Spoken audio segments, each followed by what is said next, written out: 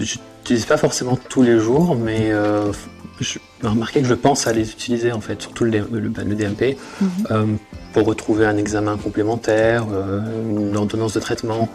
Je me rappelle quand j'étais en cabinet, il y avait une patiente que je recevais qui consultait pour la première fois dans ce cabinet-là. Elle avait changé de médecin, en fait son ancien médecin traitant était parti à la retraite. Elle n'avait pas les informations concernant ses traitements avec elle n'avait pas ses ordonnances, elle n'avait pas ses comptes rendus. Donc là je me suis dit pourquoi ne pas aller voir le DMP, et justement j'ai retrouvé le volet de synthèse, donc la synthèse des antécédents de la patiente, de ses traitements, de ses pathologies, qui était renseignée dans le DMP. En fait, je crois qu'elle parlait pas trop français, donc c'était pour elle compliqué de tout expliquer. Et heureusement que j'ai trouvé ces informations-là, et heureusement que le médecin, avant de partir à la retraite, avait tout exporté dessus.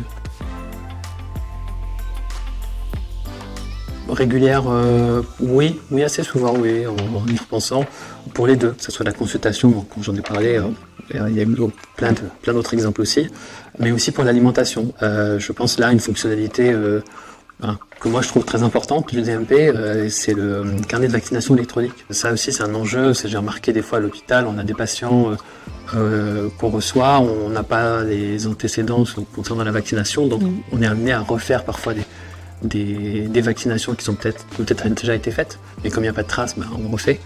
Là, je pense que ça peut être un bénéfice vraiment important si on prend le temps, bien sûr, d'alimenter sur le DMP le fait d'avoir fait les vaccins, et ensuite, on peut imaginer à l'hôpital de consulter ça. Pareil pour les examens, oui, si on prend le temps de déposer, quand c'est bien implémenté avec le logiciel métier, vraiment, c'est vraiment très fluide. On prend le temps de mettre le compte rendu et ça évite d'avoir déjà aux autres de le chercher et éventuellement de refaire des examens. Je leur dirais, en invoquant un concept dont on nous parle beaucoup dans nos études, c'est l'obligation de moyens. Alors ça peut paraître un peu formel, mais en fait, on vit dans un monde numérique, on a ces outils à notre disposition.